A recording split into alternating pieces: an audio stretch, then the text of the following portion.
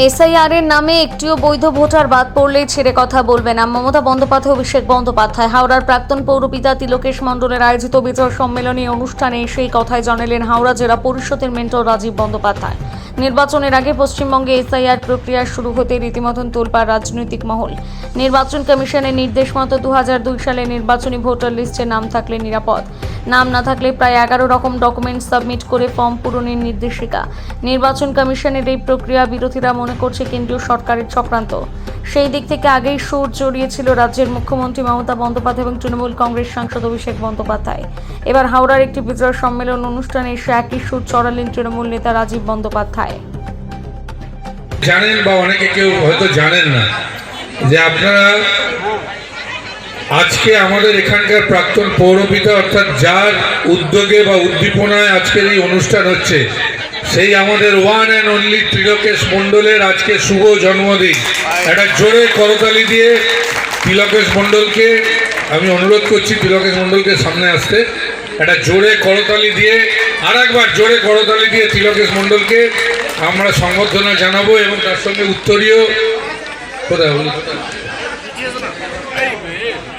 আচ্ছা, বরণটা তাড়াতাড়ি করো, তোমার নিয়ে এসো সবাইকে। আরে ওই সময় আলাদা করে খালি লিপিকা মান্না যেহেতু বাইরে থেকে এসেছে। দেখুন, আমরা আবার বলছি, আমাদের তৃণমূল কংগ্রেসের একটাই স্ট্যান্ড যে এসআইআর এর নামে কোনো বৈধ ভোটারের যদি বাদ হয় তাহলে নিশ্চিতভাবে জেনে রাখবেন তৃণমূল কংগ্রেস, মমতা বন্দ্যোপাধ্যায়, অভিষেক বন্দ্যোপাধ্যায় ছেড়ে কথা বলবে না।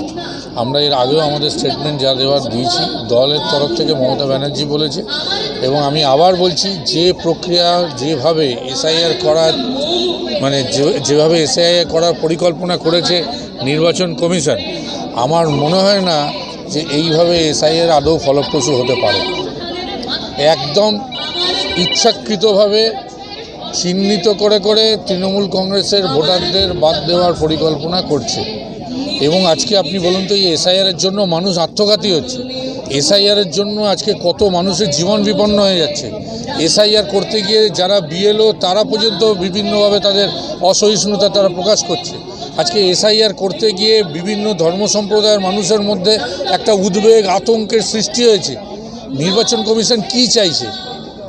তারা কি সত্যিকারের চাইছে যে মানুষ গিয়ে তাদের গণতান্ত্রিক অধিকার প্রয়োগ করুক, নাকি তারা ভারতীয় জনতা পার্টির তোতা পাখি হয়ে, ভারতীয় জনতা পার্টির হয়ে তারা চাইছে যে এই তৃণমূল কংগ্রেসকে হারানোর জন্য বাংলার বৈধ ভোটারদের বাদ দেবে? সুতরাং আমি অত্যন্ত সন্দিহান নির্বাচন কমিশনের নিরপেক্ষতা নিয়ে।